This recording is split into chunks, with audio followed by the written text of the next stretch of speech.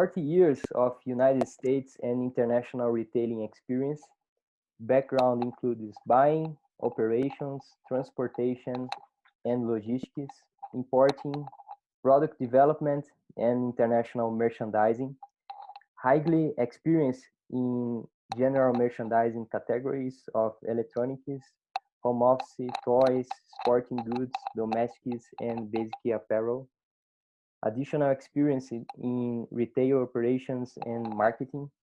Well experienced in building and executing business strategies for the United States and Brazilian markets. Some include Senior Vice President and General Merchandise Manager. Speaking from Bentonville, Arkansas. I'm so happy to announce you guys that our guest today is Kevin O'Connor. Kevin, welcome to the show and thanks a lot for joining us today. Well, thank you. Thanks for having me. I'm looking forward to spending some time with you. This will be very, very nice for me too. Great, my pleasure.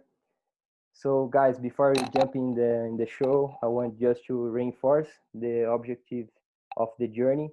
The main objective of this kind of show is to actually share the journey of our guests, the main decisions, and some insights on career management and advice for those who are just starting their careers. So Kevin, let's begin. Can you share with us your journey, your amazing journey on your career? How you did get here? Sure. So I'm 64 years old, and I started my journey when I was in college. So when I was going to the university, my parents did not have enough money to pay, so I had to find a job and pay my way through the university. And I found a job working in a retail commercial store, and I just enjoyed working with people. I enjoyed interacting with people. I enjoyed sales and trying to get more sales and generate sales and profit. And so as I went through school, I started to study as an accounting major. I wanted to study accounting. And then after some time in school, I decided to change to marketing and business administration. So I ended up finishing in business administration and started working for a company right out of college. And I've been in retail in the commercial side of the business ever since getting out of college. And I've been now here at Walmart for 25 years. So it's been a very interesting and enjoyable career. As you mentioned, coming to Walmart, I've had the chance to work here in the United States. I had the chance to go to Brazil and work in Brazil for almost 4 years for Walmart and Sam's Club, and came back to the United States about 3 years ago. And I hope to work 1 or 2 more years, and then I think maybe retirement or something different. So, but it's been a very good journey. Great. Along your journey, there is some kind of job, project, or activity that taught you the most, and what you did learn from this experience. Yeah, probably the thing that was the highlight in my career and I learned the most was when I went on the international assignment to Brazil. I learned that I had to think differently. I was in a different culture. I was working with a different group of people. I had to make sure many of the people did not speak English, and so I had to learn some Portuguese. And I also had to make sure that the way I communicated was very clear, not use a lot of different words, but try and be very simple in the communication and make the strategy simple so everybody could understand. That didn't mean that the strategy was not a complex strategy, but how to explain the strategy to people had to be simple. And we had to make different steps to get to the strategy. And so when I think about my career, the thing that I enjoyed the most was going to Brazil, working with a group of people, helping us achieve a goal and a strategy that we all developed together, and made us very successful in Brazil. So that was very rewarding and a big change in my career. Great. Uh, can you can you see a huge difference on Brazilian and US professional? Can you say a, one kind of difference on behavioral, the way we work, that's different, or the way we think of all kind of stuff on this way? Yeah, so the cultures are very different, but I find that people are very much the same. Uh, you know, you are interested, and the people you are talking to are interested in developing themselves professionally, and people here are interested in developing themselves professionally. I think the difference is that the people here in the United States are not very calm or patient. They want to move very fast. Okay. And I think that the people in Brazil are better about being a little more relaxed, taking their time, um, not being so aggressive in trying to go to the next job or go to the next uh, point in their career, but to learn and to develop.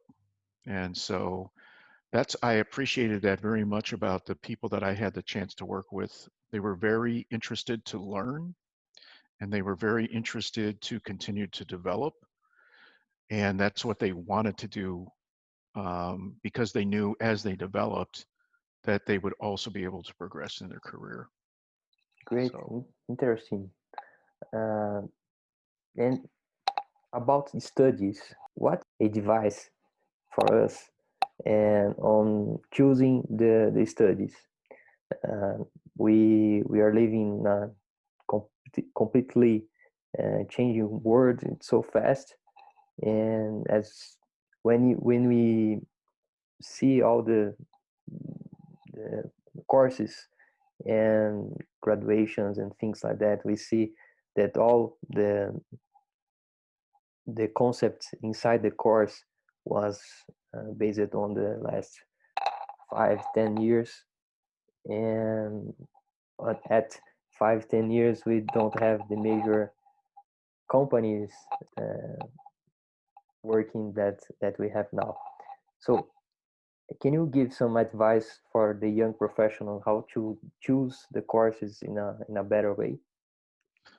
yeah, so first of all, I think we need to understand that the job career today is very competitive. When we interview people for a position at Walmart, many of the people are coming from different parts of the country or different parts of the world. The marketplace for people now is global. It's not local. And so I think it's really important that education is very important today. I think if you're going to be in the finance business or the marketing business, uh, things of that area, and an MBA is going to be very important to you. I think that speaking another language is going to be very important. I think English is a very important language to understand and be able to speak, because it's basically the business language across the world. Most most businesses conduct international business in English. And so I think that it'll be very important for people to speak a second language, primarily English if possible. But I think Mandarin is important, and I think Spanish will be important. I'm sorry about Portuguese, but I think those will be the three dominant languages across the world. And so I would encourage people to learn a second language, and probably English would be the best one to have. Yeah, and it's my next question about the language, and I will ask you about the Mandarin and how you see the growth of China. Can you share your view about what they are doing in business? Yeah, well, China is, so first of all, China is um, a very large market. You know, they've got a very large population base. That market is, the technology is very good there. And so I think that, and obviously industry is very important. So a lot of manufacturing happens in China. And I think that's going to, I think it's going to stay like that for a long time. I think China will be a central point for manufacturing. A lot of the drugs, pharmaceutical drugs, are manufactured and come out of China. So they have a very broad perspective across the world. I know that, you know, here in the United States, we import and export a lot of things to China. I know Brazil was exporting meat and things to China. So China will be a very important partner for trade, for commerce. That will be for a long time a very dominant country. And I think having the ability to communicate with them will be important. Now, what I also see there is that we have many offices in China, and we have businesses. We have Walmart and Sam's Club in China, and we have a lot of manufacturers and people that make product for us in China. And I see them developing very quickly as well, starting to speak English more, being very, they understand the different parts of the world. They understand Europe and the cultures in Europe. They understand North America. They understand South America. And so I think they're going to be a very strong country for a long time. Great. Uh, so important the English.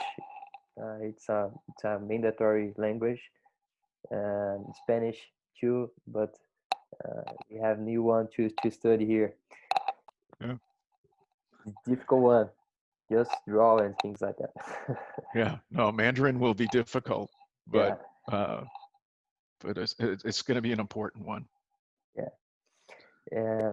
Kevin, let's talk about networking. Uh, how you, what's your perception and of the importance of the networking and how you make to nurture your own network? Well, I think networking is very important.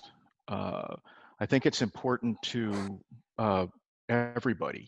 I think the person that is initiating the networking, you have an opportunity to start to know and understand people better. And just as we were talking about before, with you interviewing these different people, you've had a chance to really get to know different people, understand different perspectives, understand different cultures, um, think about how they solve problems or go about their business in a different way. And so I think networking gives you the ability to get very diverse ideas and learn a lot more about the world around you, but also get to know a little bit more about yourself. I think you start to reflect on what you hear and learn from other people. And so I think it's important that you develop a group of network. I think it's important that when you're thinking about who's going to be in your network, that you think about what is it that you need or want? What are you trying to accomplish? So sometimes you want to get feedback on yourself. So you need to find people that are going to that know you and will be honest with you. Sometimes you want to get feedback about your career and where you want to go. And so it'll be important that you find people that you respect, that are going to give you good, honest direction and feedback, and that can help you with where you want to go. So if I'm interested in learning how to get a promotion and I want to go do another job, I need to understand what those skills are that I need to have for that other job. And then I need to find people that can help me develop those skills or give me feedback on how to get those skills. So I think when you start to think about networking, it's important, but you just don't reach out to anybody. You have to give some thought and consideration as to what you want to accomplish, and then who are the people, the right people to go to talk to. Yeah, And they shouldn't be your friends, right? you need to find someone who tell you the truth. That's right. And honest with you. You said a good point that you need to be sure who are the people who could help you, because you're gonna need to invest energy and time to nurture this network. So if you started to achieving a lot of people, you don't have any network, right? So superficial in network, it's not just make you an invitation on LinkedIn profile and never talk anymore. It's That's right. I think I have 3 people that in my network, just 3. wow. And they help me with different things. There's one person there that's helps me with my career. How am I thinking about things? When I find myself in a situation, how is the best way to handle that situation? I have somebody that helps me think about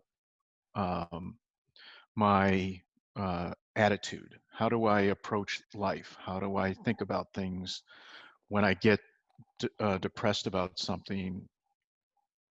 How I go to them and have them help me think about the positive things, or help reinforce me to have positive energy and not negative energy. And then there's one around relationships.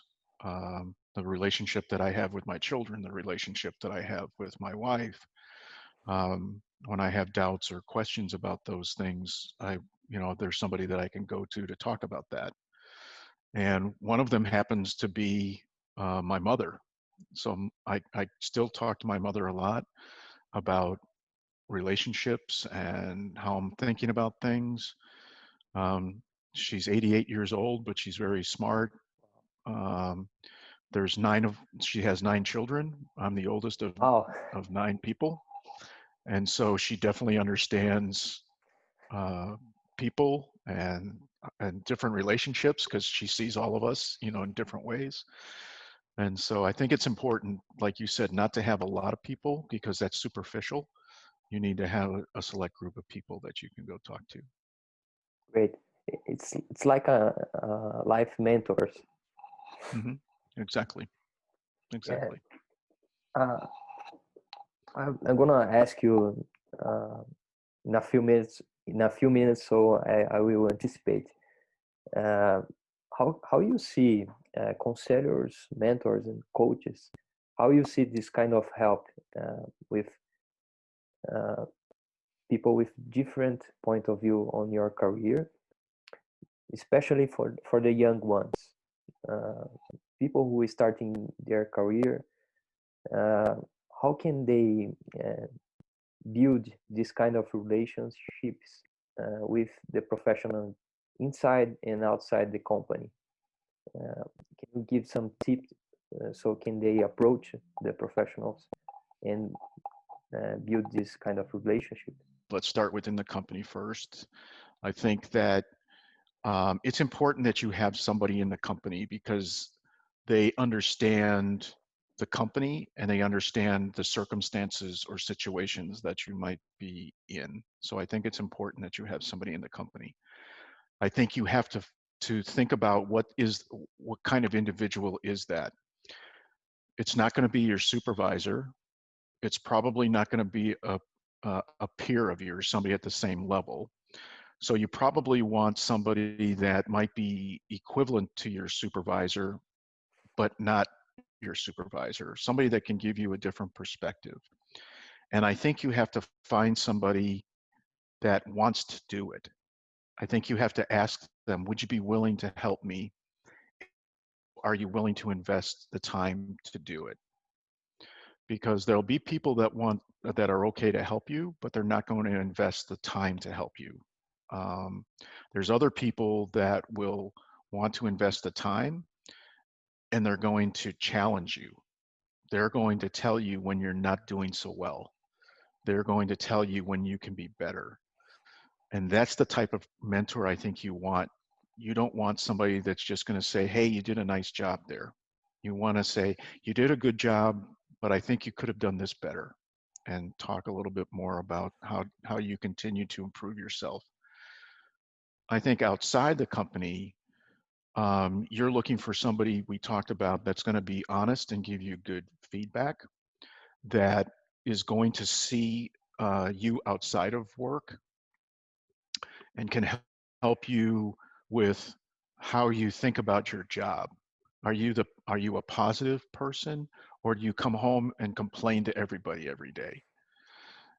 That I think is important for people for you to get some feedback from people outside that says, there's a neighbor of mine, and I really like him, but he's very negative. He always has a problem. He's always, something's not right. And it's like, I want to talk to him sometimes and just tell him, I said, if you have this kind of attitude when you go to work, it's not going to be a good thing. It's not, Yeah. you need to have a better attitude. And the attitude starts before you go into your job. Go into your work every day with a positive attitude, with a good attitude, not with a bad attitude, because that then reflects in your job. Yeah. So I think it's important that you have people inside and outside the company or your organization. What was your biggest career decision? And how was the analysis and decision making process? Wow. Probably the biggest decision that I ever made was, there were two of them. The first one was to leave my job and to come to Walmart.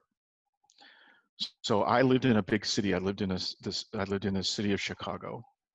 And Chicago, it's not Sao Paulo, but it's a big city. It's like New York, Los Angeles. It's a big city here in the United States. And I was working for a big company, and I left that company to come to Walmart.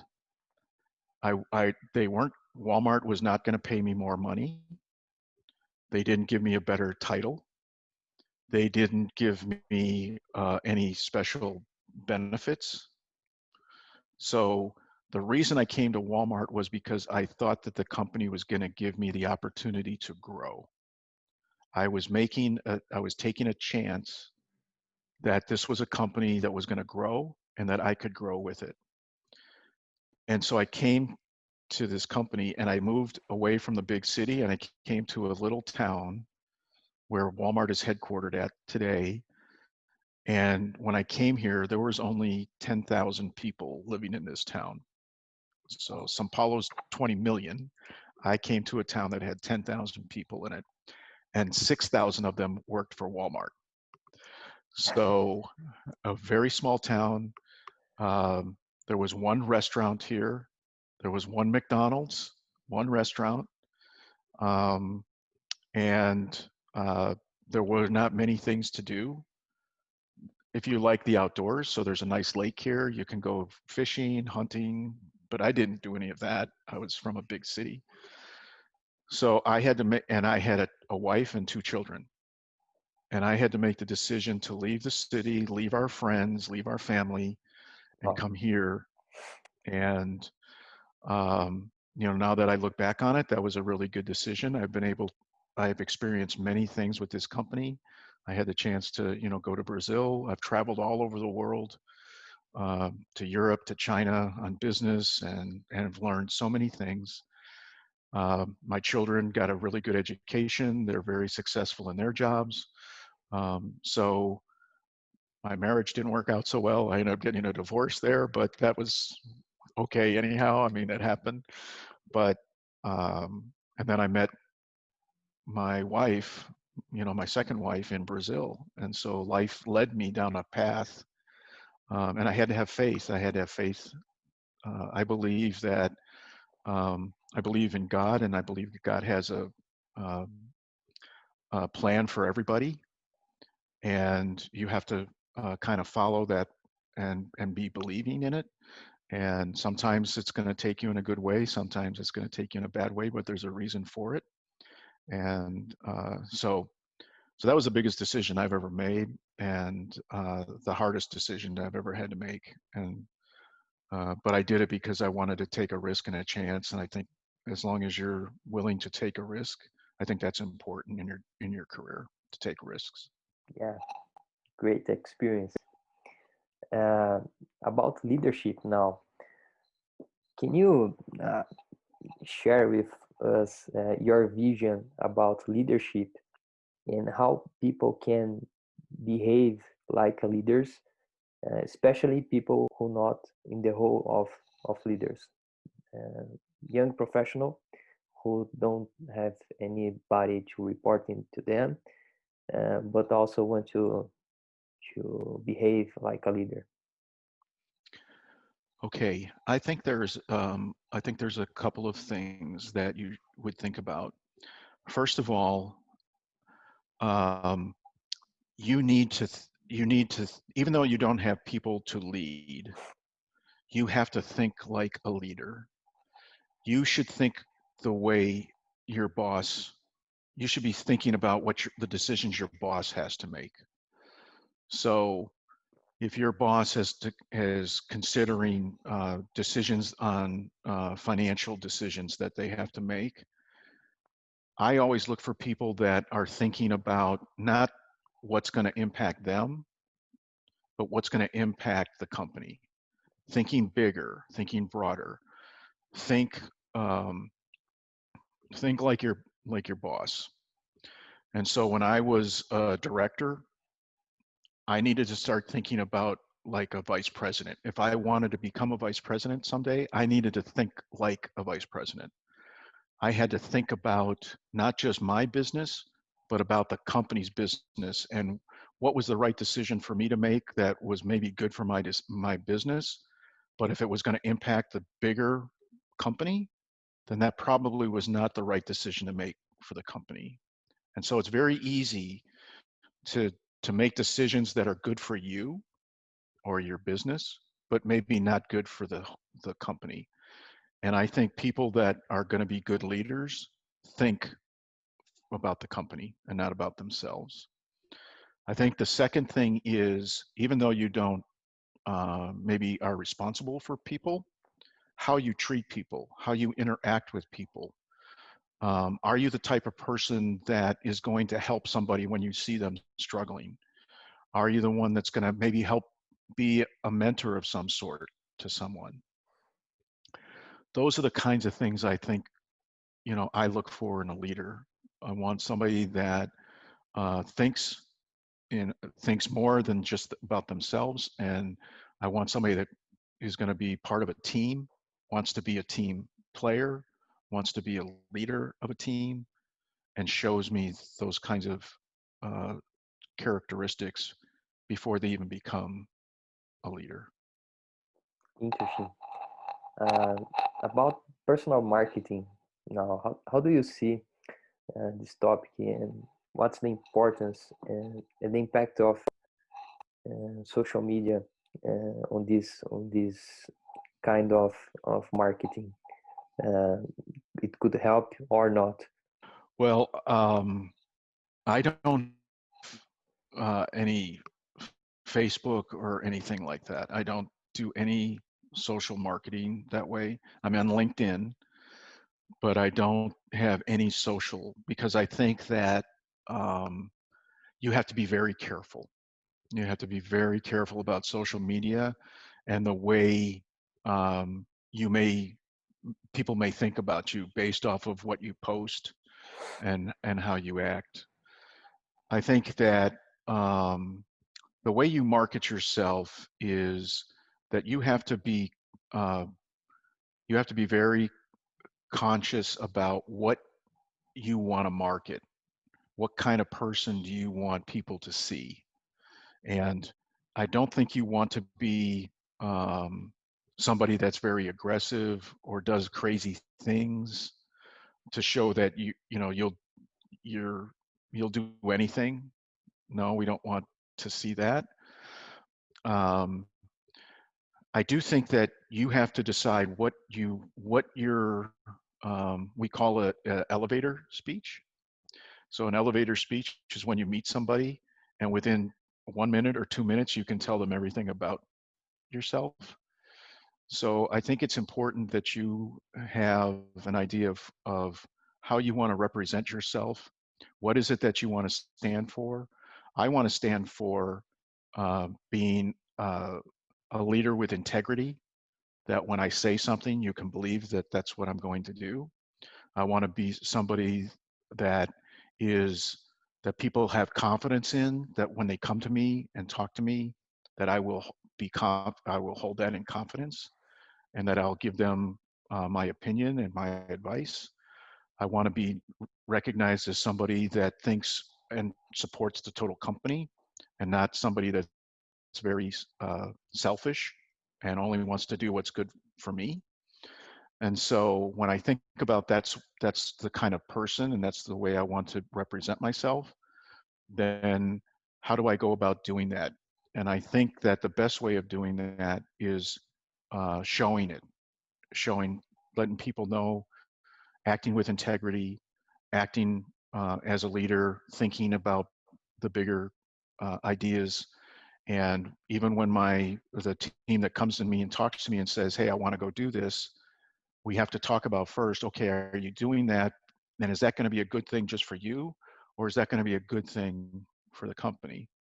And in our business, in the commercial or retail business, we have to think about, is that what the customer wants us to do?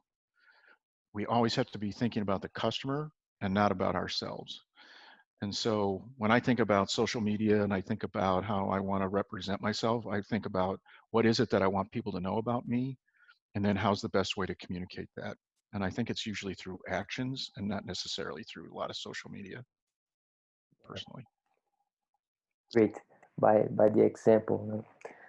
Uh, one last question before we close. We got some closing to the our schedule. What's your view about the future of work, um, and what advice can you give to young professionals who are just at the beginning of their journey? Wow. Well, I think the first thing I would say is be patient with your career.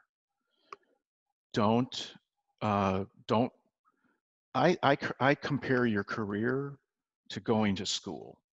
So when you started in, the very early years, first grade, second grade, those early years, it was really important that you got a good foundation, that you learned how to do mathematics. You learned how to write. You knew how to speak. Um, and if you didn't do those things very well, the further you went, the harder it became. If I didn't learn how to do math very well, by the time I got into the middle grades, that was going to be a problem for me. And so I think about your career the same way. You have to be patient with your career. You have to make sure that you get the basics and the fundamentals. And if that takes you 1 year or 2 years or 3 years, you need to devote the time to do that. And then as you progress in your career, always make sure you're learning as much as you can in the job you are in, so that when you go to the next job, you're well prepared. I see too many people today that leave one company and go to another company to get more money, or to get another a title, and they are not successful because they don't have the foundation they needed to be successful. And so my advice to everybody is be patient, get the fundamentals right. If you are performing well and you've got the good fundamentals, you will get promoted, and you will, continue to grow in your career. But jumping around from job to job or trying to make more money every 6 months or something, that's a short-term strategy. It's not a long-term strategy. Okay, great. And the last one, for yourself, what advice would you to give to yourself when you started your first job? Well, part of that would be to be patient. I was not very patient in my early career. I think the second thing would be to not take everything so seriously. Don't worry about everything. I have the tendency to worry about what's going to happen next in my life, in my job, and there's things I can control and there's things I cannot control. So I'm learning to not worry about the things you cannot control, worry about and focus on the things you can control. And if you worry and focus on that, then other things will solve themselves, other problems will solve themselves. But I worry a lot about different things, and there's a lot of stuff that's outside of my control that makes me really frustrated, and I wish I could control it, and I can't. So that's bad energy. I can't worry about that. I have to stay focused on what I can do, and I would say that those are the things that frustrate me, and things that I have to continue to think about and work on in my career, even though I'm 64 years old and 40 years in business. So. Great.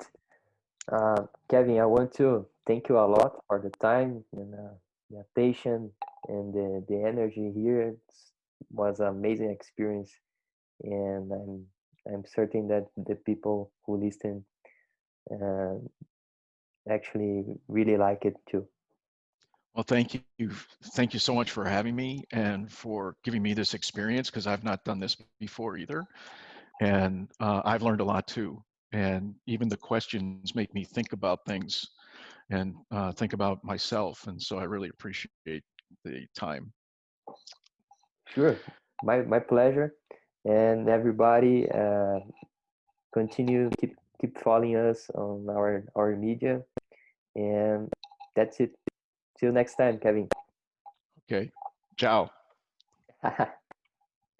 Opa, obrigado por ter visto esse vídeo até aqui, espero que ele tenha sido útil para você de alguma forma. Se você quiser continuar essa jornada de evolução da forma como você faz gestão da tua própria carreira, dá uma olhada nesse mini curso aqui embaixo. É um mini curso de personal branding, de gestão estratégica de carreiras, onde eu compartilho com vocês os principais insights que eu tive numa formação em branding lá no Ohio University. São 5 tópicos ao longo de 3 aulas, mais de 1h30 de conteúdo em vídeo, tem material de apoio, recomendações de estudo, tudo gratuito para vocês, fiz com bastante carinho e tenho certeza que vai te ajudar na tua evolução como profissional. Se você quiser também manter contato com a gente em outras redes sociais, aqui embaixo você nos encontra tanto no Instagram, Facebook, LinkedIn e podcasts também. Não se esqueça de se inscrever aqui no canal, clicando aqui embaixo na minha foto, assim você fica sabendo quando os novos vídeos forem publicados. Vai lá no mini curso, te espero lá dentro pra gente continuar junto essa jornada de evolução. Um abraço!